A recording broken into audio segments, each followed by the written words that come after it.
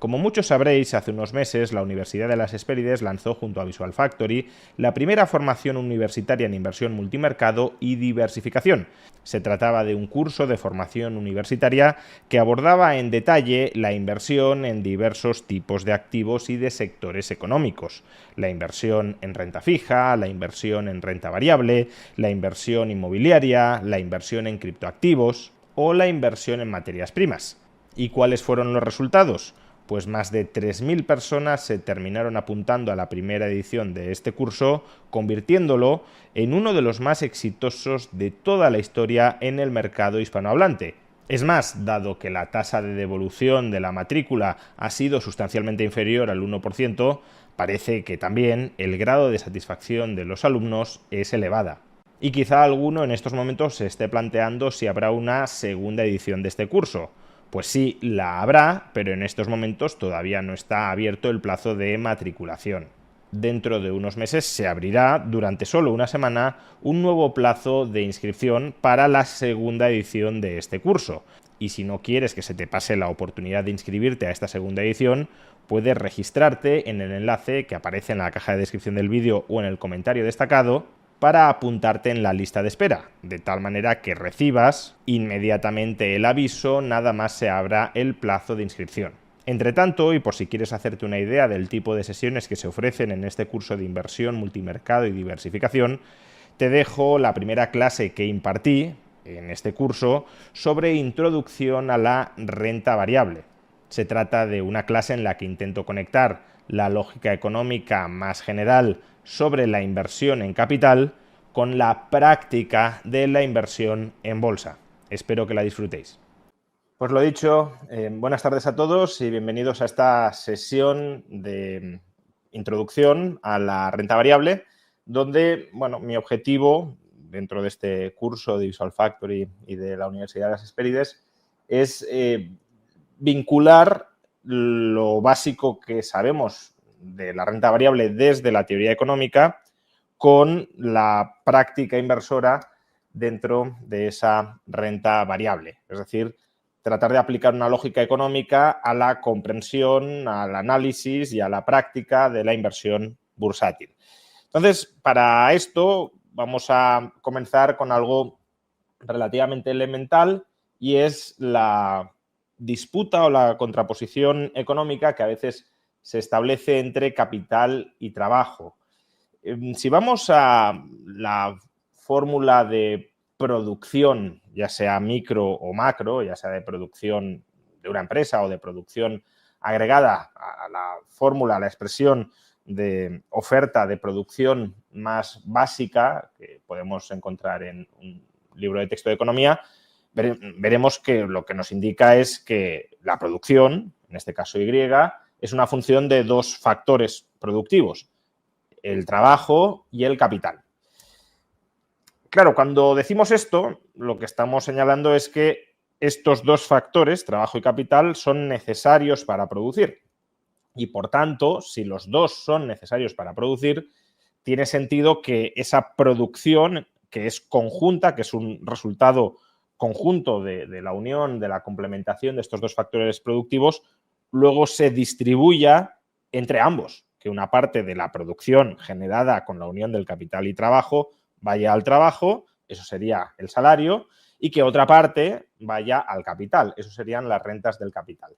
Sin embargo, sabréis que desde ciertas perspectivas, no sé si llamarlas ideológicas, como por ejemplo el marxismo, esta dicotomía entre capital y trabajo se ha criticado, señalando que en realidad el único factor de producción humano que existe es el trabajo.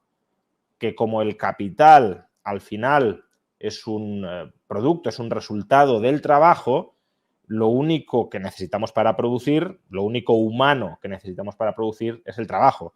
Sí, la naturaleza también, obviamente, las materias primas, pero desde un punto de vista humano solo se necesita trabajo, el capital es un subproducto del trabajo y en consecuencia, esta es una conclusión a la que llega el análisis marxista, toda la producción humana, toda la producción social no ha de distribuirse entre trabajadores y capitalistas, entre los suministradores del factor trabajo y los suministradores del factor capital, sino que toda ella debería ir al factor trabajo. Porque, como digo, el único factor que existe, el único factor humano que existe en última instancia es el trabajo. Y, por tanto, si una parte de la producción social, de lo que producimos socialmente, va a parar al capital, a los capitalistas, las famosas rentas del capital, ya sean beneficios, ya sean intereses, ya sean dividendos, ya sean alquileres, todas las rentas del capital, en última instancia, son una sustracción de rentas del trabajo, de rentas que deberían ir a parar al trabajador y, por tanto, una explotación. Bueno, esto sería una conclusión muy rápida de aplicar la teoría del valor-trabajo al ámbito productivo y distributivo. Solo existe el factor trabajo, el factor capital no es más que factor trabajo encubierto y, por tanto, toda la producción deriva del trabajo y toda la producción debe distribuirse hacia el trabajo. Sin embargo, cuando adoptamos una perspectiva subjetivista y entendemos que no solo el trabajo es necesario para producir, sino que también ese trabajo, precisamente por las preferencias sobre el tiempo y sobre el riesgo que tienen todas las personas, todos los trabajadores también, ese trabajo se tiene que complementar con lo que podríamos llamar y lo que llamaremos capital, que en realidad, como ahora os voy a indicar, es financiación. Pues entonces, una vez adoptamos esa perspectiva subjetivista y entendemos que las preferencias en materia de tiempo y de riesgo cuentan, la teoría del valor-trabajo y la teoría de la explotación ya no son sostenibles. ¿A qué me estoy refiriendo exactamente?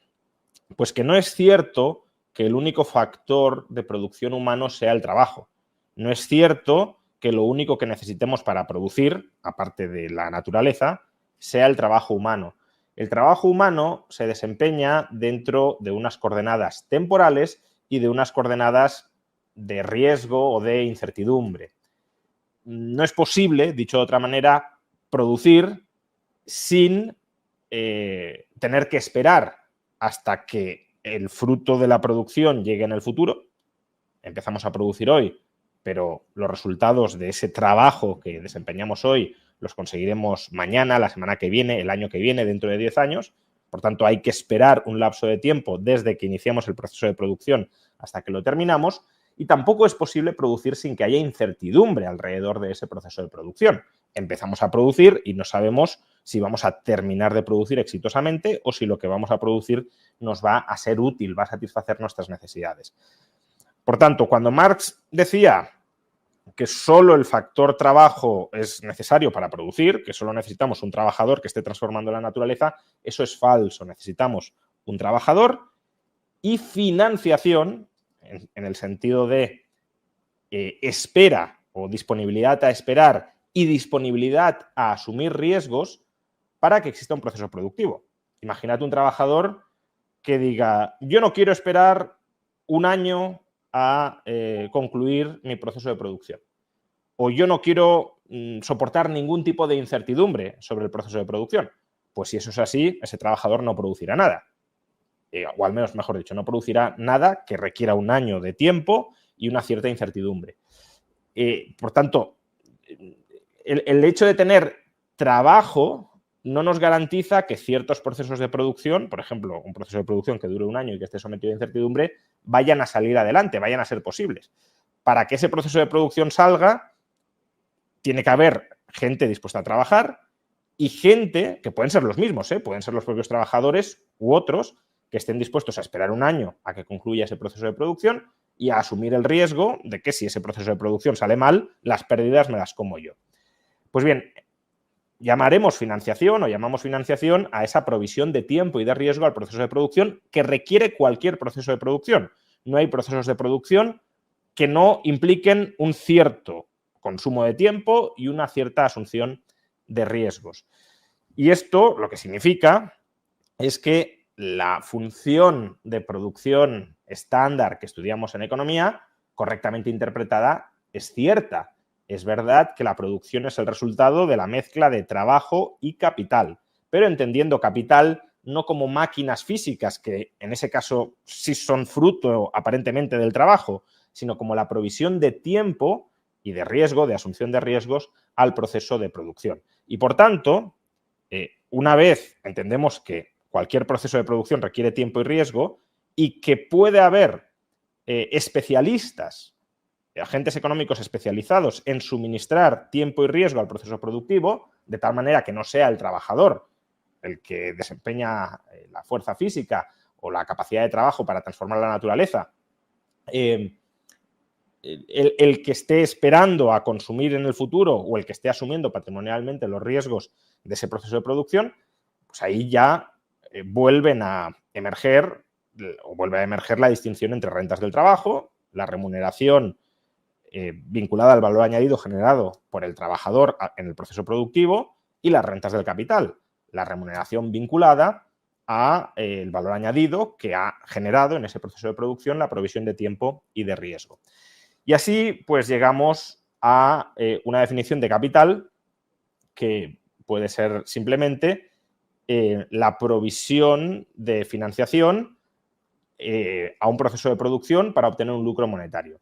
Esa provisión de financiación, como ahora vamos a ver, se materializará en una serie de activos. Por eso muchas veces también se define el capital como el valor de los activos generados con financiación, dirigidos a obtener un lucro monetario en el mercado. Esa definición también sería válida, entendiendo que los activos son fruto de la financiación, del ahorro, esperar tiempo, asumir riesgos y de la inversión de ese ahorro.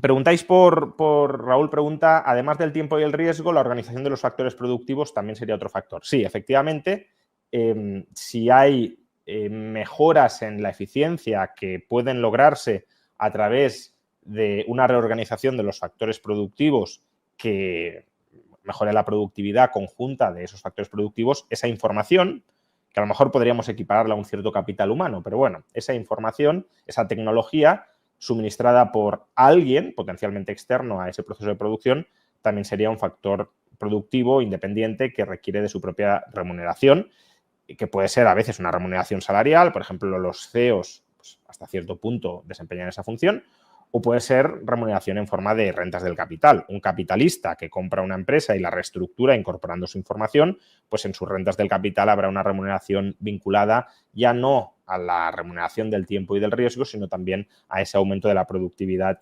vinculada a su superior conocimiento sobre cómo organizar los factores.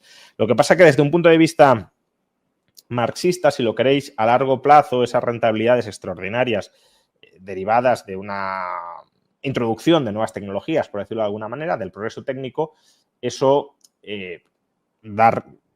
permite explicar la existencia de rentas extraordinarias, pero no la rentabilidad ordinaria del capital, que a través de la competencia tendería a diluirse. Bien, entonces, una vez entendida la dicotomía real, auténtica que existe entre capital y trabajo, y una vez, por tanto, caracterizado el capital como ese suministro de financiación que se materializa en activos que participan en el proceso productivo para generar lucro monetario en el mercado, conviene explicitar esa vinculación que os mencionaba antes entre la financiación y los activos que están siendo financiados por esa financiación, ¿no? Es decir, para que haya activos que utilizamos en el proceso productivo, que es lo que a veces equiparamos con capital, con bien de capital, es necesario que esos activos sean financiados por alguien. Es decir, es necesario que alguien haya ahorrado y haya invertido, que alguien esté esperando y esté asumiendo riesgos para crear esos activos que participarán en el proceso productivo y producirán mercancías que, si todo sale bien, proporcionarán un lucro monetario. Entonces, esa doble faceta del capital o esa doble cara del capital se observa con mucha claridad en el balance contable de cualquier sujeto mercantil. No necesariamente una empresa, puede ser también un profesional autónomo, alguien que produce para el mercado y que produce además esperando lograr un lucro monetario. Todo balance, como sabéis, tiene una parte activa y una parte pasiva. La parte activa es la parte donde hemos aplicado la financiación que hemos logrado. ¿Cómo la hemos aplicado? Pues o bien hemos producido activos no corrientes, activos que tienen una cierta permanencia dentro de la estructura empresarial, o activos corrientes, activos que tienen una rotación mucho más alta y que se van transformando regularmente en liquidez para ser reinvertidos y mantener pues, esa empresa en funcionamiento, en rodaje. Por tanto, como digo, muchas veces se equipara el capital con el lado del activo, de las piezas que conforman la estructura productiva de una empresa. Pero en el fondo, realmente, el capital es la financiación que aparece reflejada en el pasivo, en el lado pasivo del balance, que son el origen de los fondos, el ahorro que hemos invertido en el activo, ¿no? Que está materializado en ese activo. Y como sabéis, el pasivo, que es el origen de los fondos, de la financiación invertida, puede ser de dos clases. Puede ser o financiación ajena, fondos ajenos, es decir, estamos invirtiendo el ahorro que otras personas nos han prestado y se lo tenemos que devolver, pero en cualquier caso estamos invirtiendo ahorro de otros, ajeno, pero ahorro, o puede ser financiación propia, fondos propios. En ese caso estamos invirtiendo nuestro propio ahorro, el ahorro que hemos generado nosotros mismos o que se ha ido generando a través del proceso de producción y de reinversión de nuestro ahorro. Pero es riqueza, si lo queremos decir así, que es nuestra y que mantenemos invertida y materializada en esos activos. Entonces, entendiendo que el pasivo nos muestra quién financia, quién suministra tiempo y asume riesgos para sufragar el activo, una vez entendemos eso y una vez entendemos que ese pasivo, esas fuentes de financiación, que son el capital financiero de la compañía, puede ser capital ajeno o capital propio, si nos centramos en los capitales propios, ahí es donde encontraremos la lógica o el desarrollo o la expresión de lo que queremos hablar en esta sesión, que es la renta variable. ¿Por qué? Porque los capitales propios se dividen en acciones. La acción es una parte alícuota del capital propio, de los fondos propios, de la financiación propia de una empresa o de un agente mercantil. Y las acciones proporcionan derechos políticos sobre la compañía, es decir, derechos de dirección o gerencia sobre la compañía y derechos económicos. Como titulares del capital, pues tenemos derecho a una parte, a la parte proporcional de los beneficios que se distribuyan por parte de esa compañía y subsidiariamente, si llegara a ser el caso, derecho a la cuota de liquidación proporcional a nuestra participación en el capital de la empresa. Es decir, si vendemos todos los activos de la empresa, si los liquidamos después de pagar las deudas, lo que quede nos lo repartimos entre los accionistas en función del porcentaje de acciones que tengamos. Entonces, por recapitular un poco, trabajo y capital, el capital entendido como financiación, que se materializa en activos, esa doble cara de activo materializado y que deriva de la financiación, lo podemos observar en el balance. En el balance tenemos activos y pasivos, aplicación de financiación y origen de financiación, y el pasivo lo podemos dividir entre financiación ajena, ahorro ajeno que invertimos, o financiación propia, ahorro propio que invertimos. Ese ahorro propio es el objeto de análisis de la renta variable, porque ese capital propio se divide en acciones que nos confieren derechos políticos y económicos sobre la empresa y que, por tanto, van a tener un valor de mercado, porque esos derechos, tanto por el lado político como sobre todo por el económico, van a ser valiosos. La gente los querrá tener porque les van a proporcionar ventajas por las que están dispuestos a pagar. Y eso nos lleva a... Juan pregunta, antes de pasar a este tema, dice, ¿los tipos de capital serían entonces los activos que tienes o las deudas que se adquiere? Los tipos de capital financiero, o sea, tú puedes decir el capital real o productivo de la empresa, que serían sus activos, y luego el capital financiero, que obviamente suman lo mismo, porque el activo es igual a pasivo. Aquí estamos hablando del capital financiero. El capital financiero es todo el lado pasivo de la empresa, no solo fondos ajenos, sino también fondos propios. Y Y luego de Nicolás dice, pero con las acciones de la empresa no entra en el pack la potencial deuda que tiene dicha empresa. Bueno, es lo que he mencionado, ¿no? Que en la cuota de liquidación es el resultado de liquidar todos los activos, pagar las deudas y lo que quede después de pagar las deudas, repartirlo entre los accionistas. Pero tanto las deudas como las acciones, los fondos ajenos y los fondos propios, es el conjunto de financiación que moviliza a la empresa y que tiene invertido en forma de activos. Bien, entonces, como decía, el objeto de estudio de la renta variable son los fondos propios, es el capital propio de una empresa, porque el capital propio se divide en acciones y las acciones confieren derechos políticos y económicos que son valiosos para los agentes económicos. ¿Pero cuán valiosos son? Bueno, aquí tenía que salir una fórmula que no sé por qué no ha salido, que es, bueno, es simplemente la fórmula del valor presente de una serie de flujos de caja futuros, que no tiene mayor importancia, pero creo que es ilustrativa de cómo se determina el valor del capital propio en este caso, ¿no? ¿Cuánto vale el capital propio o una acción? Pues hemos dicho que los derechos económicos que confiere el capital propio son los beneficios de la compañía después de pagar los intereses de la deuda. Y obviamente el resto de gastos operativos de la compañía. Pues bien, esos beneficios después de intereses, podríamos decir también después de impuestos, ¿no? Porque es una parte de los beneficios que no se va a distribuir entre los accionistas. Esos beneficios después de intereses y de impuestos, podríamos decir, la suma de todos ellos a lo largo de toda la vida de la empresa es lo que va a valer el capital propio.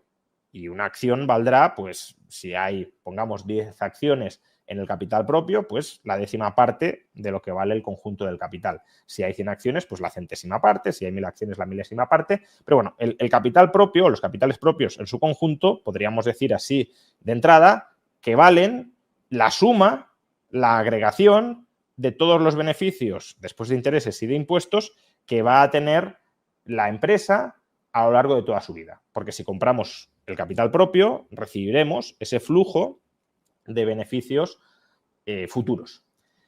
Pero este análisis sería limitado, ¿por qué? Pues porque obviamente no valen lo mismo 100 euros mañana y seguros que 100 euros dentro de 30 años e inseguros. Precisamente por lo que hemos dicho antes, porque el tiempo y el riesgo son importantes, son valiosos. De hecho, el capitalista, al menos en una primera instancia o en una instancia más básica, más fundamental, lo que hace, lo hemos dicho, es suministrar tiempo y riesgo al proceso productivo.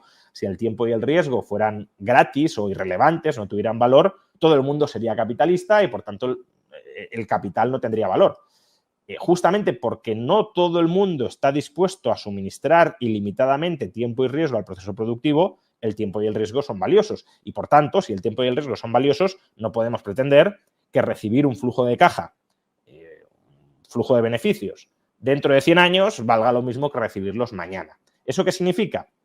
Que la primera aproximación de haber dicho el valor del capital propio es la suma de todos los beneficios futuros que va a tener la empresa es incorrecto. Hemos de corregir el valor de esos beneficios futuros en función del momento en el que llegan y de la probabilidad de que no lleguen, del riesgo que comporta o que está asociado a un determinado flujo de beneficios futuros.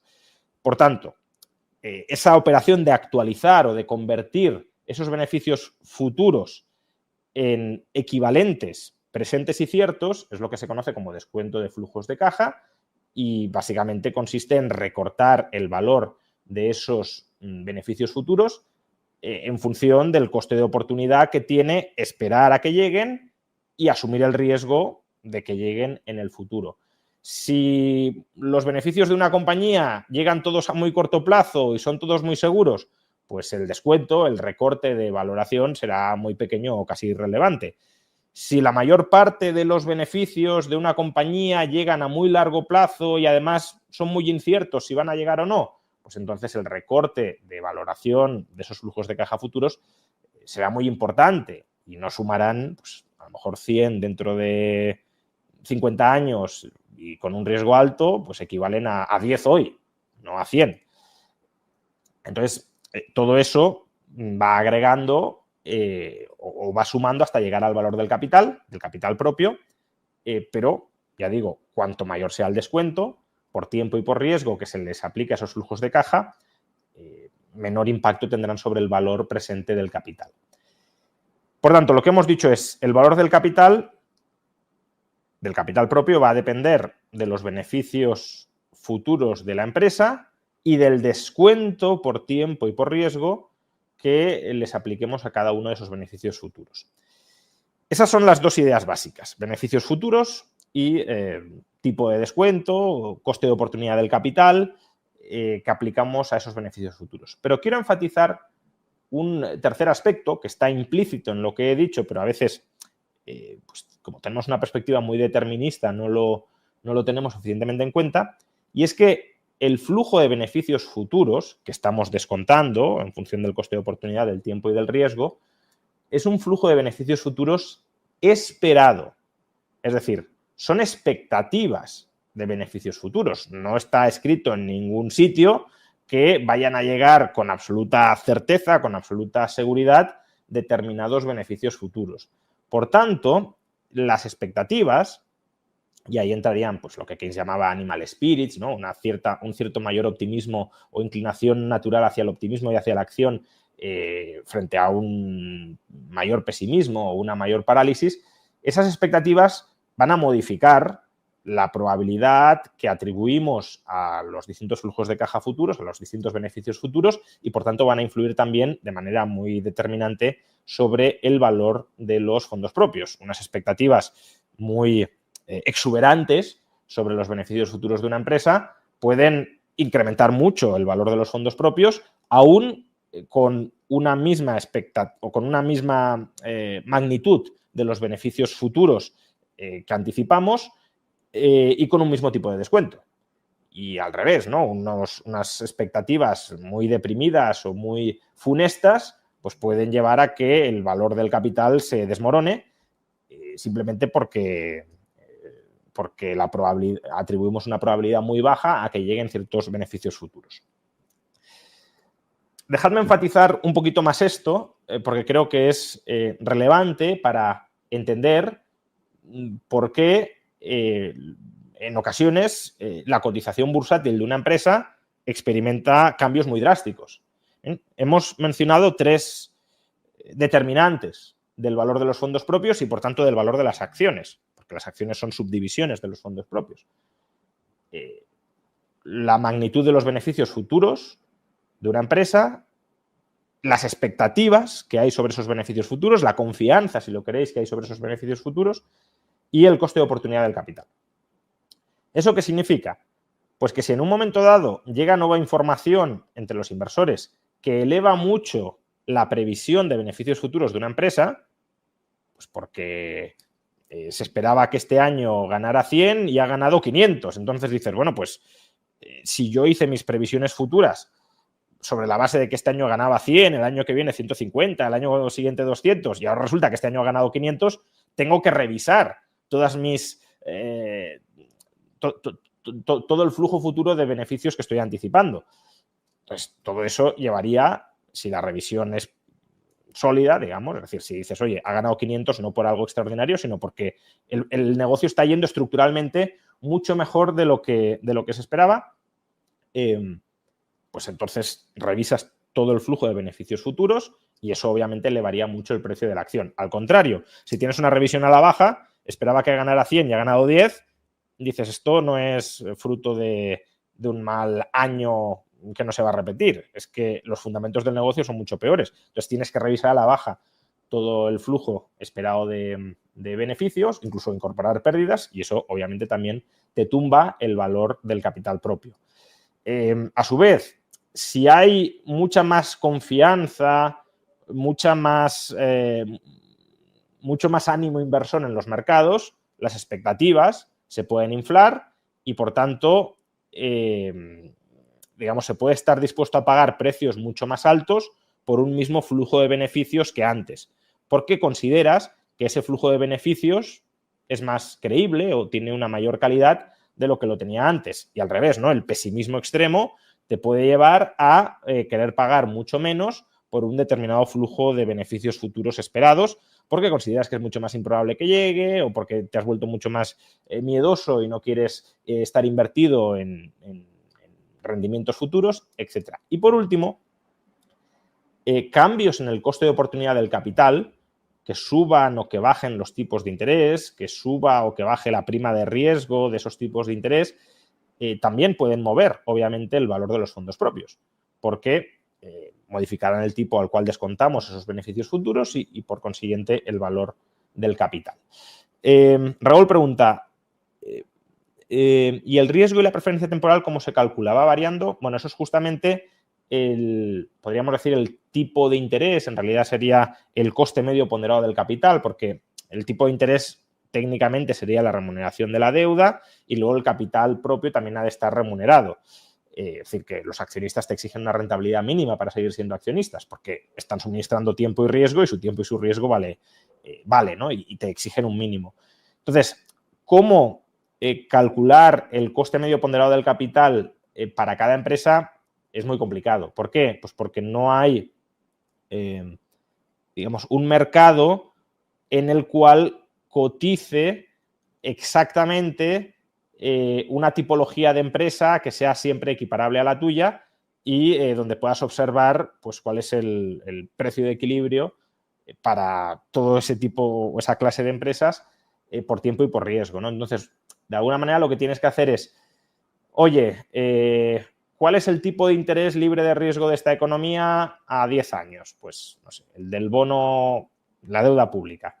Y luego, ¿qué prima de riesgo le añado? ¿No? ¿Qué riesgo extra estimo que tiene esta compañía en relación con el riesgo soberano? Eso, por ejemplo, te lo puede dar aproximadamente la calificación crediticia de esa compañía.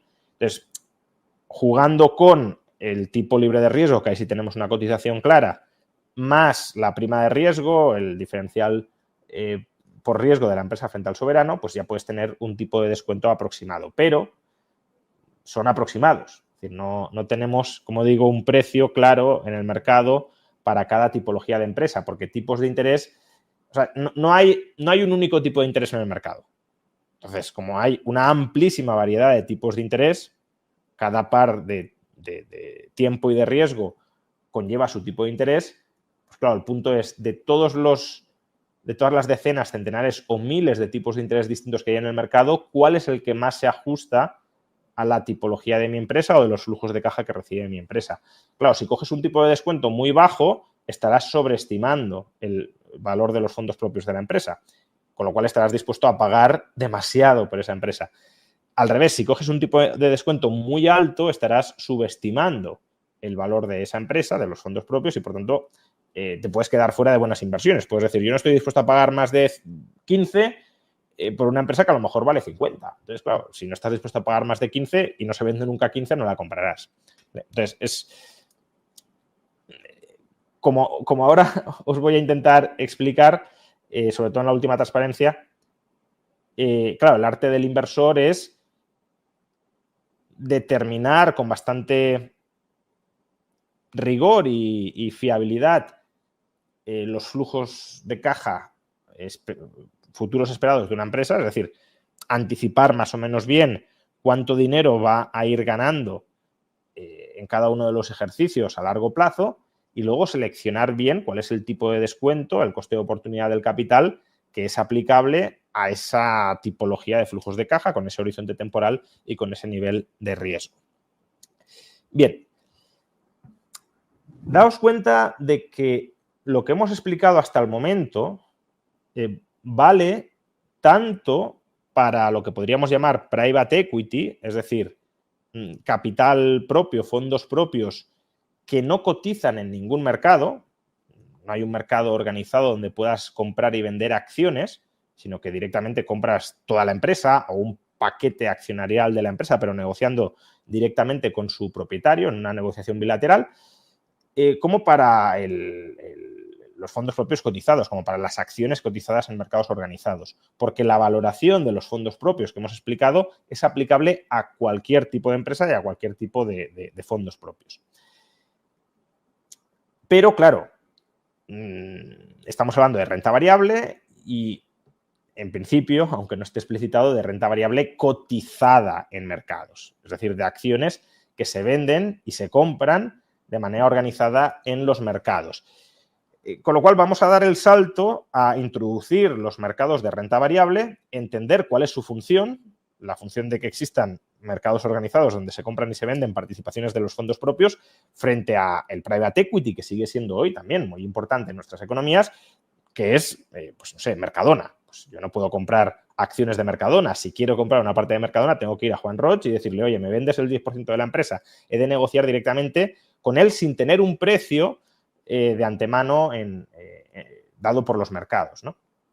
Entonces vamos a explicitar cuáles son las ventajas que proporcionan estos mercados de renta variable y luego pues ya veremos las cautelas que tiene que tener el que participa activamente en esos mercados de renta variable. Bien, lo primero es una distinción muy elemental en los mercados financieros, aplicable tanto a la renta variable como a cualquier otro mercado, que son los mercados primarios y secundarios. Los mercados primarios son mercados donde se originan los activos financieros y, por tanto, donde se efectúa, digámoslo así, la primera colocación de los activos financieros. Imaginad, por seguir con el ejemplo que he mencionado antes, que Mercadona, que ahora es private equity, pero decide salir a bolsa. Es decir, Juan Roig decide vender una parte de los fondos propios de Mercadona en forma de acciones cotizadas en los mercados. Bueno, esa primera colocación a la que acudirían los inversores en el mercado sería el mercado primario. Es la primera vez, por decirlo de alguna manera, que se vende, que se coloca esa acción. Y luego tenemos los mercados secundarios, donde lo que se hace es revender o recomprar, en este caso, acciones que ya han sido previamente emitidas, acciones que ya están cotizando en los mercados. Una primera diferencia o implicación fundamental de esta distinción es que las acciones que se venden en el mercado primario le proporcionan ingresos, digámoslo así, o a la empresa o al propietario de la empresa, ¿no?, que vende su parte de capital, que ha sido vendida como acciones en los mercados. En los mercados secundarios, en cambio, a quien le compramos la acción es al que no es el dueño original de la empresa. Es decir, si saliera Mercadona a bolsa y luego cotizaran acciones de Mercadona, cada vez que compráramos acciones de Mercadona, Juan Roig no recibiría nada. ¿Por qué? Porque Juan Roig ya ha recibido lo que tenía que recibir cuando ha hecho la primera colocación en los mercados primarios. Entonces, los mercados primarios sirven sobre todo para canalizar financiación. Bueno, sirven para que un promotor de una empresa capitalice de entrada muchos beneficios futuros esperados, ¿no? Pues imaginad que yo monto una empresa que es 100% mía y que esa empresa pues, genera muchos beneficios, o se espera, mejor dicho, que genere muchos beneficios y yo quiero hacer caja. Digo, no me quiero esperar 30 años a recibir muchos beneficios. Yo quiero recibir 10.000 millones de dólares ahora mismo. Pues lo que hago es sacar parte de la empresa a la venta y, por tanto, capitalizo de golpe muchos beneficios futuros que llegarían a lo largo de muchos años, ya digo, en el futuro. Sirven para eso y sirven para proporcionarle financiación a la compañía si hay que recapitalizarla, por ejemplo, o hay que incrementar la financiación propia que tiene esa compañía para ampliar operaciones. Eso se consigue a través de los mercados primarios. Dar financiación, vamos, a los propietarios originales de ese capital. Los mercados secundarios lo que hacen es darle financiación a los propietarios de las acciones que han sido compradas previamente en el mercado primario, es decir, no a los propietarios originales, sino a los propietarios derivados. ¿Cuál es la utilidad que tiene el que un propietario de acciones pueda revenderlas fácilmente en mercados secundarios? a cualquier otra persona? Pues que la negociabilidad de esos títulos valor, de esas acciones, se incrementa muchísimo y, por tanto, el volumen de gente que está dispuesta a ser accionista también crece mucho. Por volver a la distinción entre private equity y public equity. Claro, imaginad que vosotros tenéis 100.000 euros y se os abre la posibilidad de invertir esos 100.000 euros en una empresa no cotizada. Puede que sea una empresa no cotizada con mucha rentabilidad, pero si una vez metéis esos 100.000 euros no tenéis la facilidad de revenderlos y de recuperar la inversión en cuanto lo necesitéis, pues podéis decir, prefiero no invertir los 100.000 euros porque si los necesito el año que viene no me podré salir con facilidad. Aunque sea una buena inversión, pero quedaré atrapado dentro de esa compañía hasta que aparezca un comprador suelto que quiera subrogarse en mi posición. Entonces, claro, eso reduce mucho la base de inversores potenciales en private equity. En cambio, en acciones cotizadas, pues yo compro acciones tengo 100.000 euros, compro 100.000 euros en acciones de Inditex y si al día siguiente las quiero revender, las voy a poder revender sin ninguna dificultad. Eso vuelve mucho más líquido, mucho más negociable mi capital y, por tanto, amplía mucho la base de inversores potenciales en acciones y, por tanto, incrementa mucho el precio al que se puede colocar el capital. Si uno intenta vender una pequeña empresa, que es private equity, claro, porque no es cotizada, probablemente el precio máximo que pueda lograr por esa empresa, bueno, puede haber de todo, ¿no? Pero pues pueda ser 4 o 5 veces beneficios, ¿no? Si gana 100.000 al año, pues a lo mejor se vende por 500.000, 400.000, 500.000 euros esa compañía. Ahora, en bolsa, en mercados organizados, se suelen pagar entre 15 y 20 veces beneficios. Es decir, una empresa que ganara 100.000, pues se vendería por 1,5 millones, 2 millones. ¿Eso por qué? Pues porque la base de inversores es mucho más amplia y se está dispuesto a pagar mucho más por una inversión que sabes que puedes deshacer o que se puede deshacer con menos costes de transacción. A su vez, los mercados financieros, los mercados de renta variable, también sirven para disciplinar a los financiados, básicamente a las empresas. Una empresa que lo esté haciendo muy mal verá que su cotización bursátil se desmorona. Y eso ya de entrada es una señal que el mercado te está dando feedback diciéndote, oye, no me fío de ti o creo que no estás siguiendo un buen camino. A lo mejor si los directivos están muy confiados en su plan empresarial, sean ellos los que tienen razón y no los inversores que están valorando ese plan desde fuera. Pero como poco que te estén dando la señal de que el resto de la comunidad inversora no ve bien las acciones que tú estás tomando, desde luego es útil para que los directivos de una empresa se replanteen si están implementando una buena estrategia empresarial o no. No solo eso, imagínate una compañía que sistemáticamente está dando malos resultados y nadie les hace cambiar de rumbo. Bueno, si se desmorona el precio de las acciones, puede suceder perfectamente que alguien lance una OPA, es decir, una oferta pública de adquisición sobre una parte significativa del capital propio dividido en acciones que han bajado mucho de precio. ¿Para qué? Pues para tomar una posición de control, poder echar al equipo directivo y reenfocar la empresa. Es decir, oye, esta estrategia que se seguía era muy mala, vamos a cambiar para hacer emerger valor que estaba oculto o que estaba siendo dilapidado por el equipo directivo. La perspectiva de que te puedan lanzar una OPA y te puedan echar, si lo haces muy mal, disciplina al equipo directivo. A lo mejor no todo lo que debería, pero desde luego es un factor de disciplina muy importante. Y por último, y no menos importante, de hecho para lo que estamos analizando, quizás sea el punto más relevante, los mercados financieros, los mercados de renta variable, también nos dan un precio, una estimación por parte de los operadores de mercado del precio de las acciones y, por tanto, del capital propio de una empresa. Si yo ahora os preguntara, ¿cuánto vale Mercadona? No tendríais una respuesta muy clara y muy inmediata. De hecho, se pueden contratar se contratan a bancos de inversión pagando unas comisiones muy elevadas para que esos bancos de inversión hagan un cálculo bastante cercano o bastante preciso de cuánto vale realmente Mercadona y a qué precio se podría vender en el mercado. En cambio, si yo ahora os pregunto cuánto vale Inditex, solo tenéis que ir a Google Finance, por ejemplo, mirar la cotización de Inditex e ir a la casilla de capitalización, que es básicamente el precio de la acción en este momento por el número de acciones emitidas, y el mercado ya os da un precio de cuánto vale Inditex. Ese precio no es un precio arbitrario, ese precio es la mejor estimación que los operadores de mercado están haciendo en estos momentos en función de la información disponible sobre los beneficios futuros y sobre el tipo de descuento aplicable del precio de Inditex.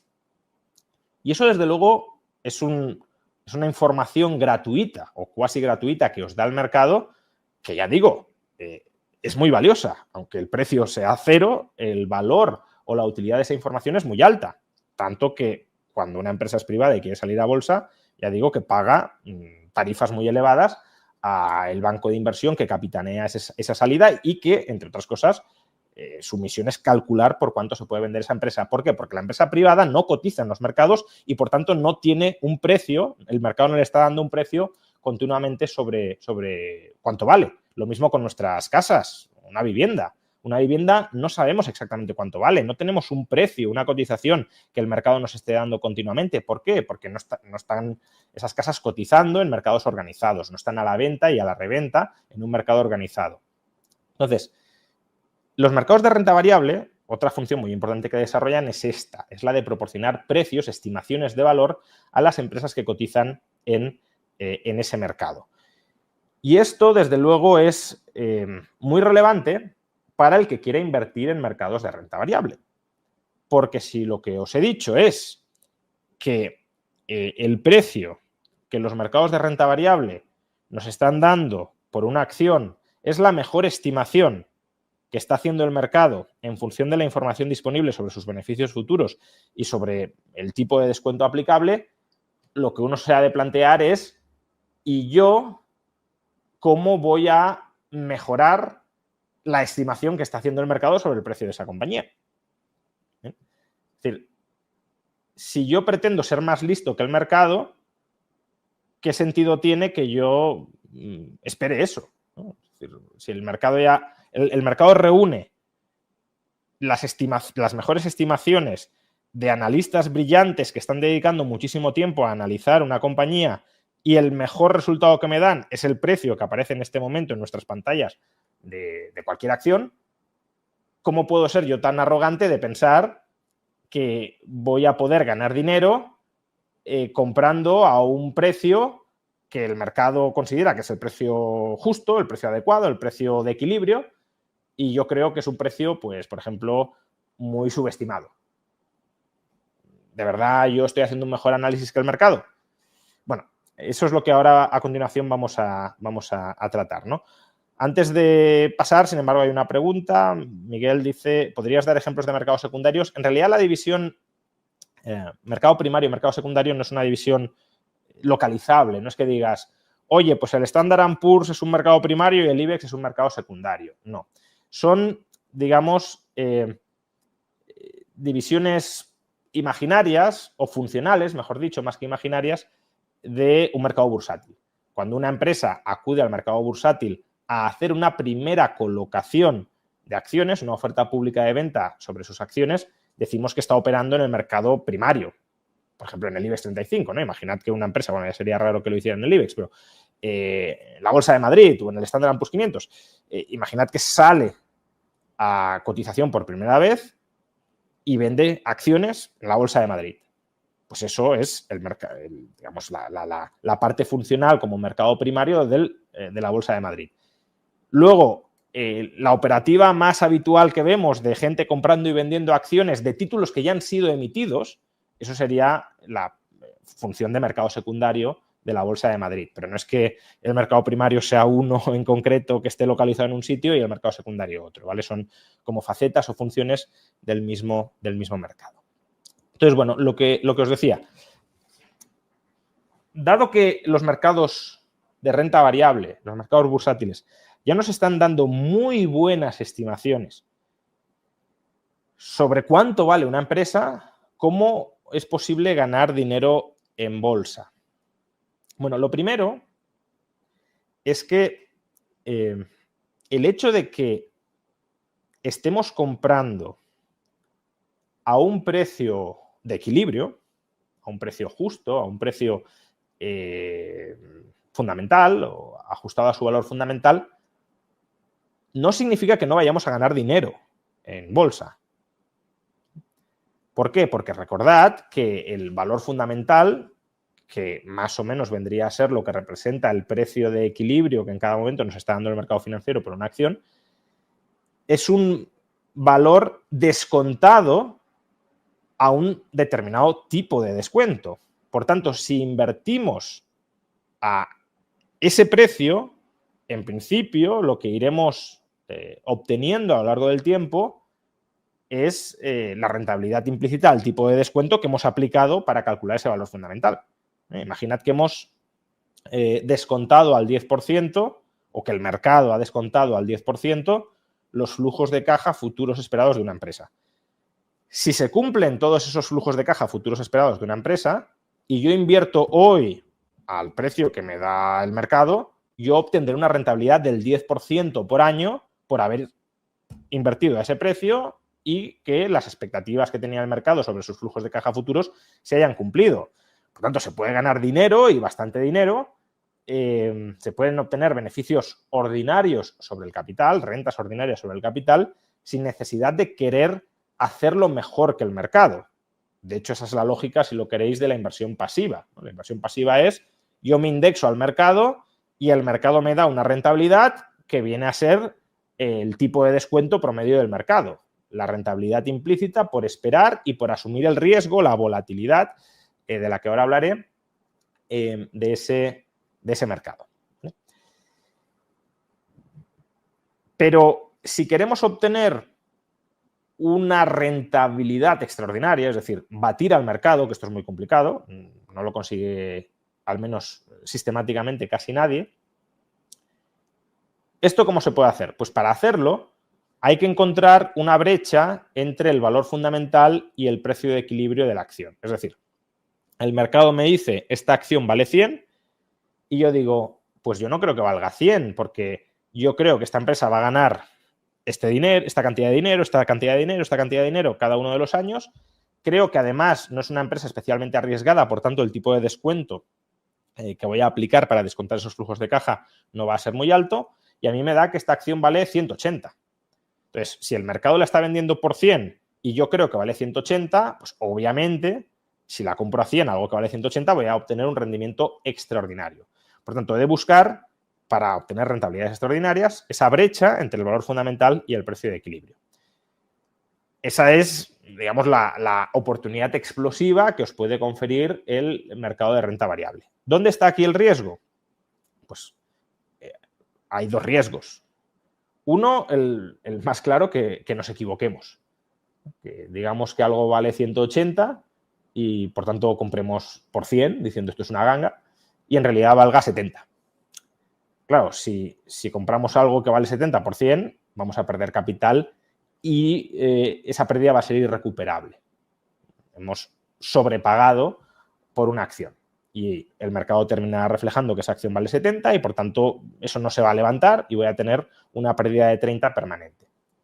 Pero luego existe un segundo riesgo que no está vinculado con que hayamos estimado mal el valor fundamental de la empresa y hayamos pagado demasiado por él, sino que está vinculado a la volatilidad de los precios de las acciones en el mercado.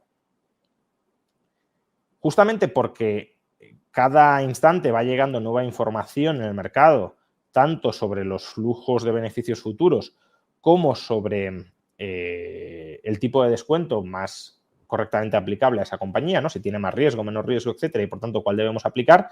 Y también porque va cambiando de alguna manera el estado de ánimo de los inversores en función de la situación general, todo eso provoca que la estimación del precio de equilibrio de las acciones fluctúe y fluctúe mucho. Claro, esa volatilidad que es inherente a un mercado que trata de hacer estimaciones presentes de valores de beneficios, ¿no?, futuros tan a largo plazo, esa volatilidad se nos puede llevar por delante. Si yo compro por 100 algo que vale 180, y vale 180, es decir, lo he estimado bien, pero en un momento determinado el precio cae a 70 por la volatilidad de la que estoy hablando en el mercado, y yo tengo que vender, a lo mejor me he financiado con deuda y toca pagar la deuda y tengo que liquidar, o porque me he financiado con ahorro propio, pero me surge un imprevisto, un accidente, una operación, o un gasto extraordinario que quiero hacer, incluso positivo, ¿no? Me quiero ir de vacaciones y necesito capital, o quiero pagar la entrada de una hipoteca, y tengo que liquidar en ese momento en el que la acción vale 70, voy a perder, no porque haya estimado mal el valor real de esa acción, sino porque la volatilidad me ha llevado a que tenga que vender en un momento que no es el mejor, pero en el que estoy casi obligado a hacerlo. Bien, por tanto, la oportunidad es encontrar gangas, acciones que valen mucho menos de lo que, o sea, que puedo comprar, perdón, a un precio mucho menor de lo que valen, y el riesgo es que lo que es una ganga, crea que es una ganga no lo sea, o que tenga que vender las gangas a precios aún menores de los que he pagado inicialmente, porque el mercado, en el momento en el que necesito vender, no me está dando un buen precio. ¿Cómo puedo minimizar el riesgo de equivocarme y también en menor medida, aunque eso es más complicado, el riesgo de tener que vender en un momento inconveniente?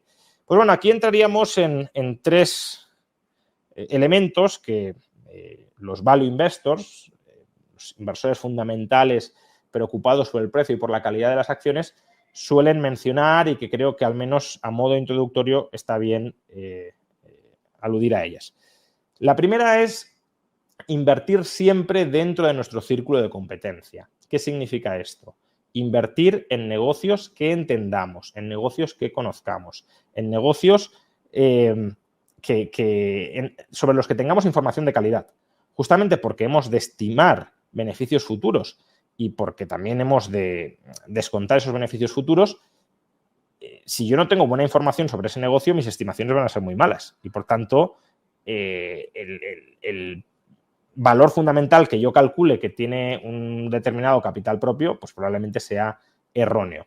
Por tanto, mantenerte, zapatero a tus zapatos. Invierte en aquello que sabes, en aquello en lo que eres un experto. No te vayas fuera de tu círculo de competencia porque entonces la vas a pifiar. En segundo lugar, buscar acciones que tengan un foso defensivo muy grande. ¿Esto qué significa? Acciones que no sean disputables o fácilmente disputables, su posición en el mercado no lo sea por la competencia.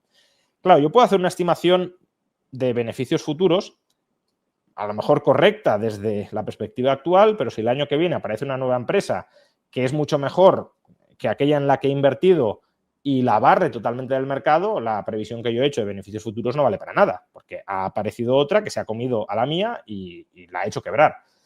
En cambio, si yo tengo una empresa que competitivamente es muy difícil de vencer, porque tiene ventajas competitivas muy asentadas, y precisamente por eso los beneficios que tiene son muy estables y muy previsibles, pues primero la estimación que yo haré de esos beneficios futuros se aproximará o se puede aproximar bastante a la realidad, no es tan complicado estimarlos y además el descuento que aplicaré será un descuento más bajo porque estaré comprando calidad, estaré comprando estabilidad y previsibilidad de beneficios. Y por último, margen de seguridad. Margen de seguridad significa no comprar nunca a un precio igual al valor fundamental. Si yo creo que el valor fundamental de una empresa es 180, porque he hecho mis cálculos y creo que es así, no comprar nunca por 180. Comprar solo si el precio cae a 140, 130, 100, 90. Cada uno puede tener un margen de seguridad. Cuanto más amplio sea, menos oportunidades aprovecharemos, pero más seguras serán.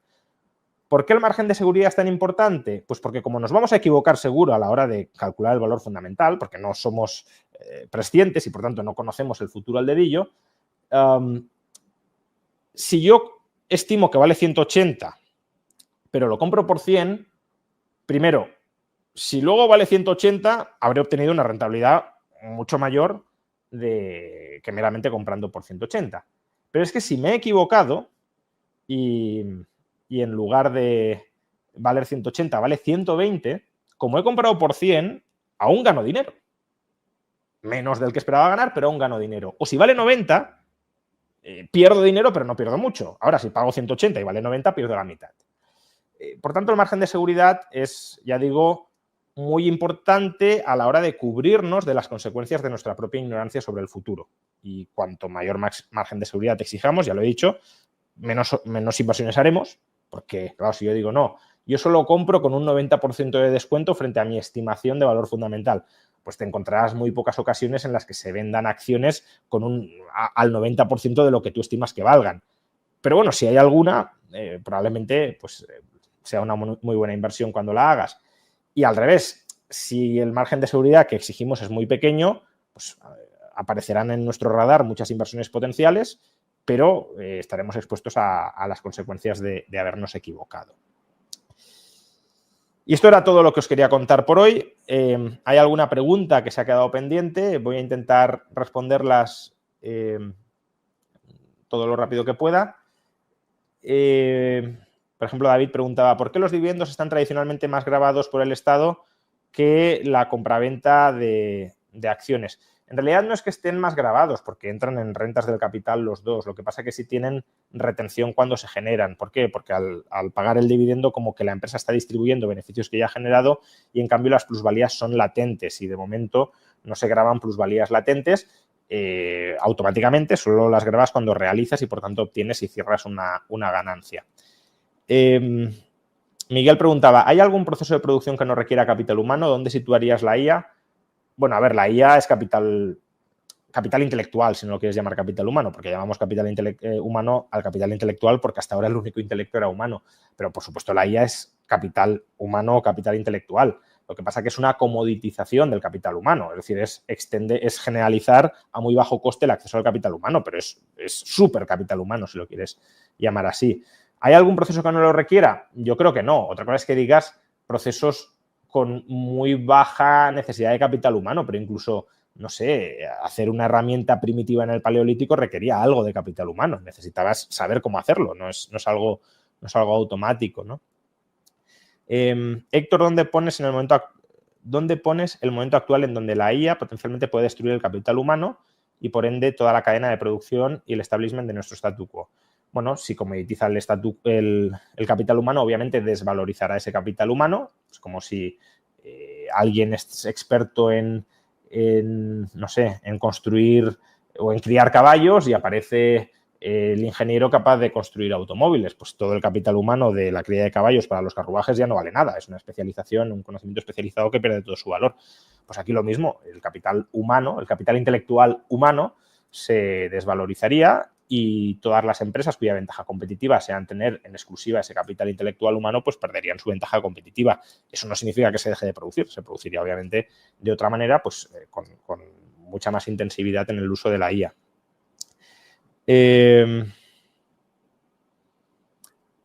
Rubén, ¿crees que en un mundo completamente librecambista y no intervencionista la correcta colocación de capital evitaría la concentración por ineficiencia? No sé si termino de entender la pregunta. En general, los capitales se suelen mover bastante libremente en el mundo actual. Es decir, no hay grandes barreras, al menos en Occidente, a la movilidad de capitales.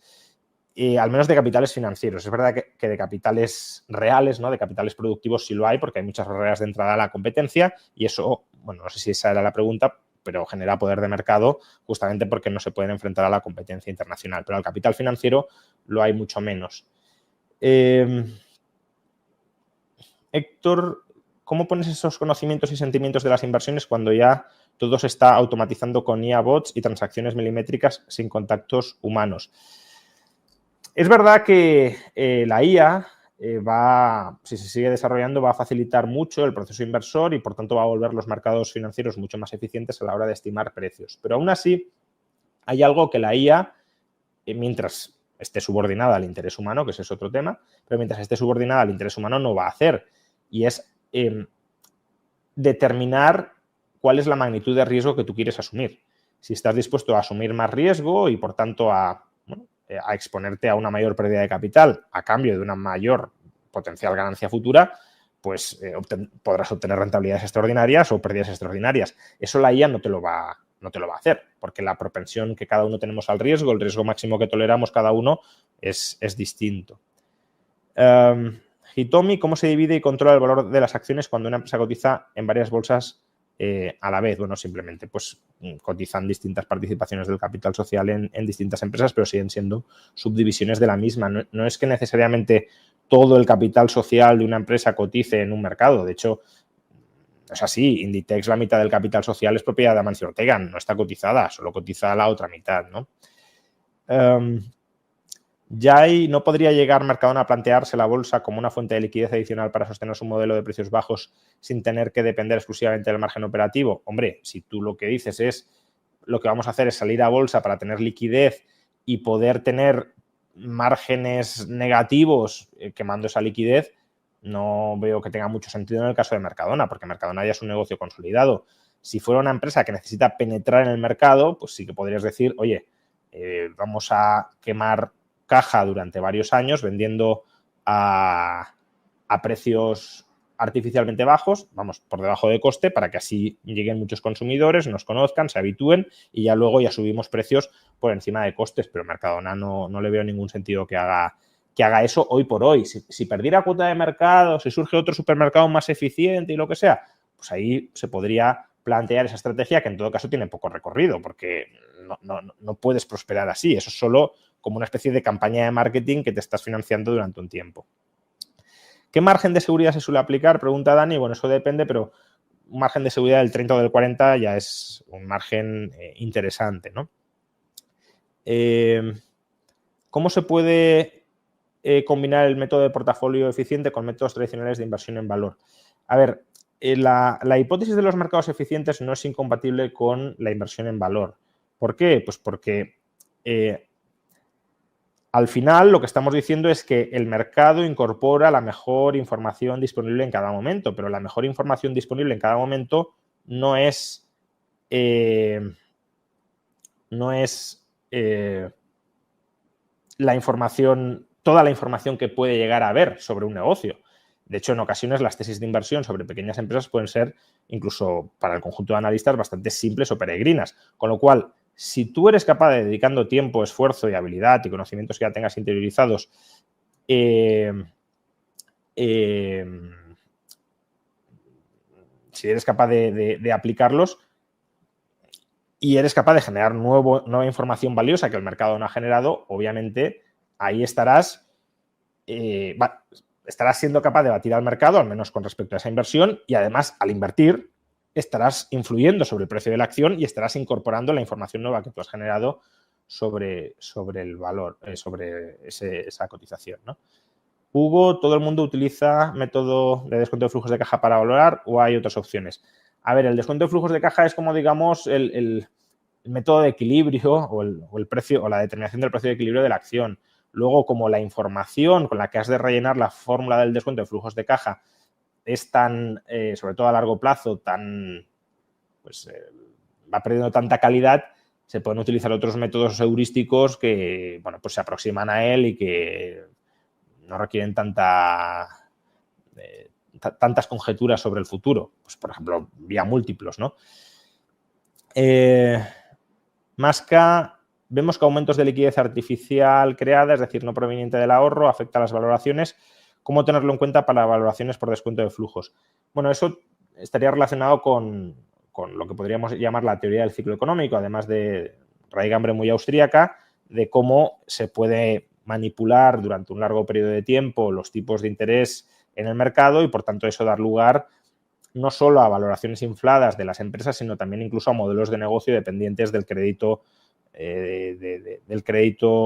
barato. Claro, ahí pues el inversor que no siga al mercado, sino que, digamos, impugne la tesis del mercado de que no hay un ciclo económico, vamos, un boom insostenible, porque si el mercado creyera que lo hay, pues ya estaría introducido en las valoraciones. Pues claro, si has detectado bien el ciclo económico e inviertes, eso sería pues una inversión con perfil macro, ¿no? Inviertes en consecuencia, pues también podrás obtener rentabilidades extraordinarias. Iván dice, ha comentado 3 puntos importantes para la inversión value, pero ¿y para los quant, quality, investing o momentum?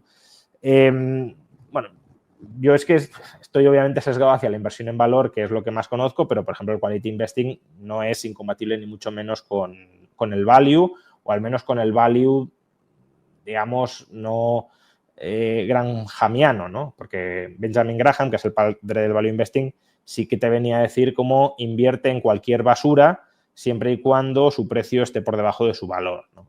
Eso es problemático por lo que os decía antes, porque si tú compras flujos de caja futuros esperados de muy baja calidad, el margen de error ahí es muy grande. Entonces, claro, si supieras seguro que esos son los flujos de caja, pues sí, si compra lo que sea que se venda por debajo de su valor.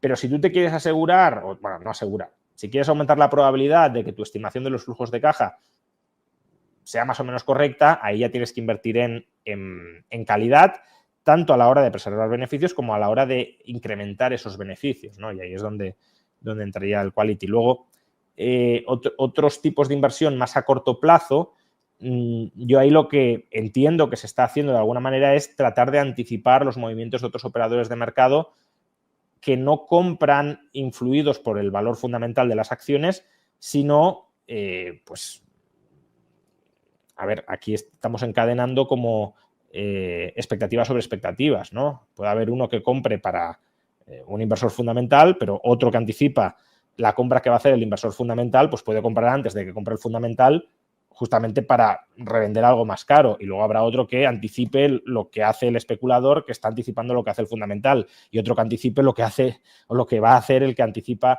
lo que va a hacer el especulador, ¿no? Entonces, esos movimientos de corto plazo que bueno, básicamente lo que intentan anticipar, ya digo, son las entradas y salidas de capitales a corto plazo en el mercado. Lo que te dan es, lo que te proporcionan es negociabilidad al mercado, porque claro, si al final solo se cerraran operaciones entre inversores finales o fundamentales, pues sobre todo en pequeñas acciones la negociabilidad sería muy baja. En cambio, estos traders, por decirlo de alguna manera muy simplona, pues te sirven de puente entre distintas posiciones de inversores fundamentales.